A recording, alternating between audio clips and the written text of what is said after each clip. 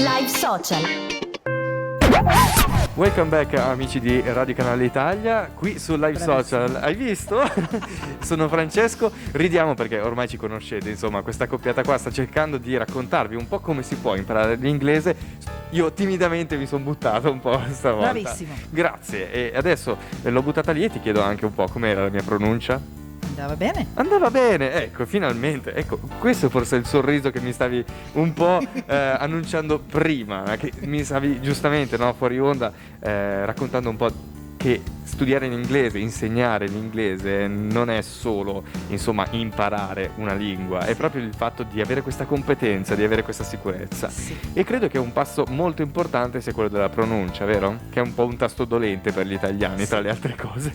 Noti che quando le persone riescono ad imparare la pronuncia e sono soddisfatti con la loro pronuncia, hanno una soddisfazione, Certo. cioè gli dà un po' di tono in più.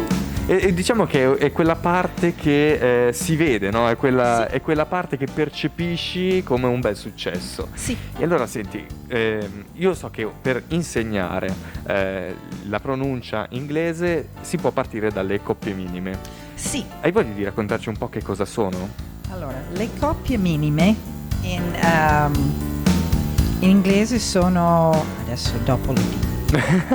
Allora, le coppie minime sono coppie di parole che hanno uno suono diverso, ma solo uno.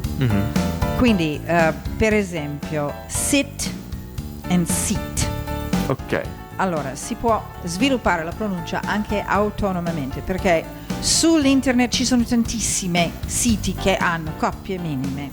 Allora, e migliorano la capacità di ascoltare, perché uno non può migliorare la pronuncia se non percepisce la differenza del suono. Assolutamente, ed è una cosa anche fisica. Chi non è abituato ad ascoltare certe frequenze, certi suoni, farà sempre molto fatica ovviamente a ripeterli. Esatto. Quindi tanto ascolto, partiamo da questo. Allora, l'ascolto, quindi uno ascolta. Io adesso leggo una serie di parole, Mhm. ok?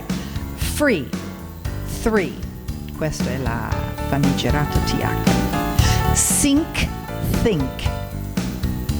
Day, they.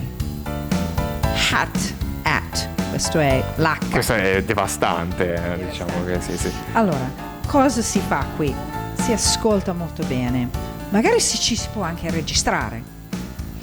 Si ripete. Questo è un esercizio che si chiama drilling ed è noioso. Ve lo dico, Sì, veramente. esatto, è giusto così. Noioso. Guarda. Stare 5 minuti a dire sit, seat, sit, seat. Prova tu. Sit. Non lo so, no, non riesco. Ma è la Allora, mascherina. sì, Marcia, sì, allora, seat vuol dire sedile. Ok. È un suono che avete in italiano. Ok. Sit, che è la I proprio corta. Ok. Sit. Non avete questo suono in italiano. Ok, È per questo che fate fatica. perfetto. Però sit vuol dire sedersi. Mhm. Quindi se io dico, o se tu dici, please sit down, Ok. è un errore. È un errore di pronuncia. La persona lo capisce e capire va benissimo, però è un errore.